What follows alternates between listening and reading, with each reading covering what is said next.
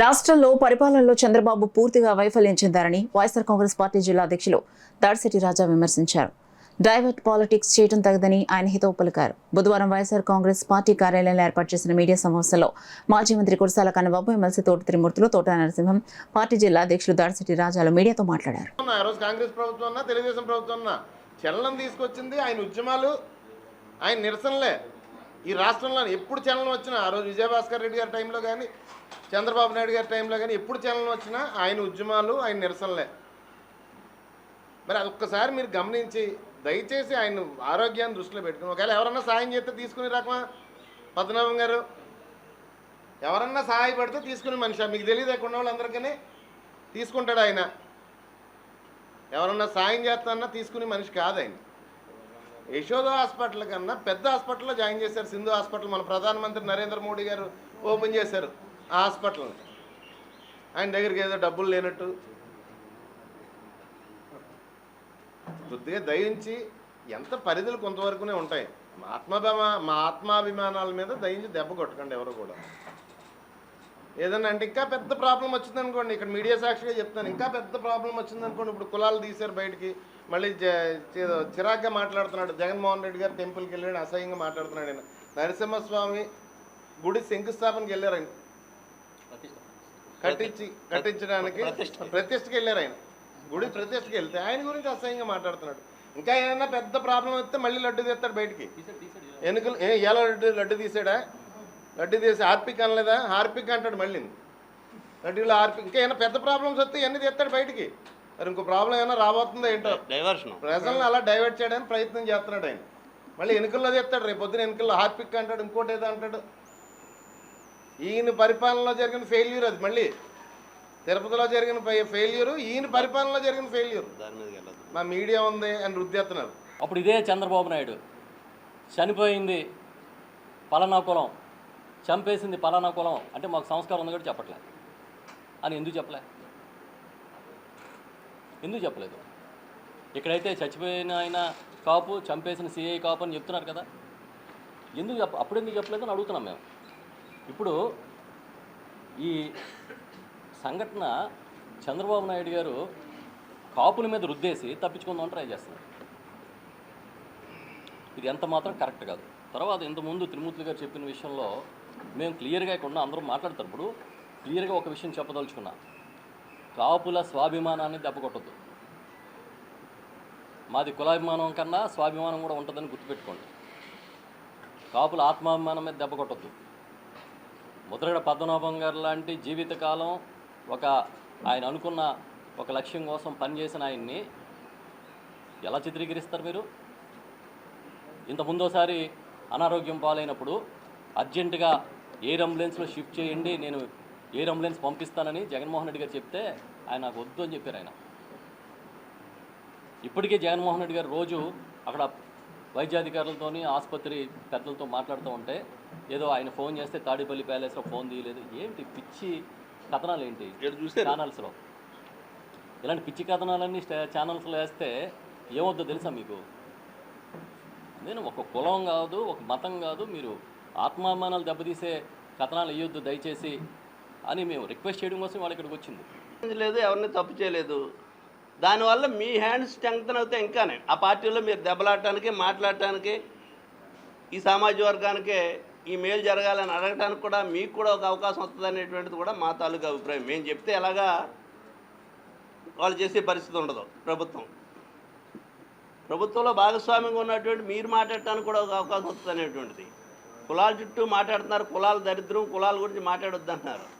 ఈరోజు ఇప్పుడే కన్నబాబు గారు ఇందాక చెప్తున్నారు, ఈరోజు ఎక్కడో ఒక మీటింగ్లో మాట్లాడుతూ ఒక ముఖ్యమంత్రిగా ఈ రాష్ట్రంలో ఉన్నటువంటి ముఖ్యమంత్రి గారు మాట్లాడుతూ విజయవాడలో జరిగినటువంటి కేసు గురించి కులాలు మాట్లాడొద్దని మీరే చెప్తారు. మా పవన్ కళ్యాణ్ గారు చెప్పారు, కులాల గురించి మాట్లాడొద్దు, దరిద్రం పోదా అని. ఎక్కడో మాట్లాడుతూ ఒక సీఏ కాపు, చనిపోయినటువంటి వ్యక్తి కాపు, పవన్ కళ్యాణ్ గారు కాపు అనేటువంటిది ఎవరు మాట్లాడుతున్నారు? ఇది ఈ రాష్ట్ర ముఖ్యమంత్రి గారు ఫంక్షన్లో ఎక్కడికో కార్యక్రమంలో వెళ్ళి మాట్లాడినటువంటి విషయాలు. ఇది ధర్మమా ఆయనకి? ఆయన స్థాయికి మీ ఆత్మ పరిశీలన చేసుకోండి. పవన్ కళ్యాణ్ గారు మీకు కూడా చెప్తున్నాం, కులాల గురించి మాట్లాడొద్దని చెప్తున్నారు. మేమెవరో కులాల గురించి మాట్లాడేది, ఇది ఎవరు మాట్లాడారో ఒకసారి మీరు పరిశీలించండి. తీరికి తీసుకొచ్చి మా మీద బురద జల్లేటువంటి కార్యక్రమం చేస్తున్నారు. దయచేసి ఈ రాష్ట్ర ప్రజలందరూ కూడా జరిగేటువంటి కార్యక్రమాలు ఏ విధంగా దీన్ని కులాల చుట్టూ తిప్పుతున్నారు అనేటువంటిది పదే పదే మీరే మాట్లాడుతున్నారు, మీరే సమాధానం చెప్తున్నారు, మీరే తిడుతున్నారు. మళ్ళీ దయచేసి ఈ విషయాలన్నీ కూడా రాష్ట్ర ప్రజలు గమనించాలనేటువంటిది విజ్ఞప్తి చేస్తున్నా. ఎవరన్నా ఆ భుజాలు తడుకోవడం ఆడపని అనమని ఒకటి ఇండైరెక్ట్గా అది అనుకోండి, మీరు కొట్టి సాగండి, మధ్యన కానీ మాకు బాగుంటుంది. ఆ రకమైనటువంటి విధానం ఈరోజు ఈ ప్రభుత్వం పరిపాలిస్తూ ఉంది. ఇప్పుడు కానీ అటువంటివన్నీ కూడా కులాల మధ్య చిచ్చు పెట్టేటువంటి కార్యక్రమాలు. గతంలో కూడా ఇదే ముఖ్యమంత్రి గారు నెగ్గిన కొత్తలో వైఎస్ఆర్ కాంగ్రెస్ పార్టీ నాయకులు ఎవరు వచ్చినా సరే డైరెక్ట్గా కానీ ఇండైరెక్ట్గా కానీ మరి ఏ రకమైనటువంటి పనులు చేయకూడదని ఒక ముఖ్యమంత్రి స్థాయిలో వ్యక్తి కూడా చెప్పాడంటే నాకు తెలుసు నీ దేశంలో ఏ ముఖ్యమంత్రి కూడా అలాగే ఉండదు. లోపల ఉంటే ఉండొచ్చు, ఓపెన్గా కార్యకర్తల సమావేశంలో ప్రెస్ మీట్లో ప్రెస్లు ఉండగా అధికారులు ఉండగా వైఎస్ఆర్ కాంగ్రెస్ పార్టీ సంబంధించిన నాయకులు కానీ కార్యకర్తలు డైరెక్ట్ ఇండైరెక్ట్గా ఎటువంటి పని చేయకూడదని చెప్పడం కూడా జరిగింది. మీ అందరికీ తెలుసు. ఎవరైనా చెప్తారండి అది? ఆ రకమైన మాట్లాడి అలా మాట్లాడిన వ్యక్తి ఈరోజు మళ్ళీ కాపుల గురించి మాట్లాడతాం అంటే పవన్ కళ్యాణ్ గారు ఎవరేమంటున్నాం? మన సమావేశం జరిగింది తిరుమతులు గారు ఊళ్ళో, ఎవరు కూడా ఏం మాట్లాడలేదే. గతంలో జగన్మోహన్ రెడ్డి గారి దగ్గర జరిగిన కార్యక్రమాలు చెయ్యండి, నిరుపేదలని కాపు సోదరులను ఆదుకోండి, అన్ని రకాలుగా రైతాంగం అవ్వచ్చు, ఇంకోటి అవ్వచ్చు. ఆ రకంగా విధానంతో ఎవరు అభిప్రాయాలు ఎవరైతే చెప్పారో తప్ప పవన్ కళ్యాణ్ గారు టార్గెట్ చేసి ఎవరు మాట్లాడలేదు. దాన్ని మీరు ఎవరు కంగారు పడాల్సిన పని లేదు. చంద్రబాబు నాయుడు గారు అసలు కంగారు పని లేదు. మేము పవన్ కళ్యాణ్ గారిని ఏమన్నా అవనాల్సిన పని కూడా లేదు మాకు. రాజకీయం వాళ్ళది ఉంటుంది, మా రాజకీయం మాకు ఉంటుంది. అంతేగా ఆ రకమైనటువంటి విధానం ఈరోజు ఈ రాష్ట్రంలో అమలవుతుంది.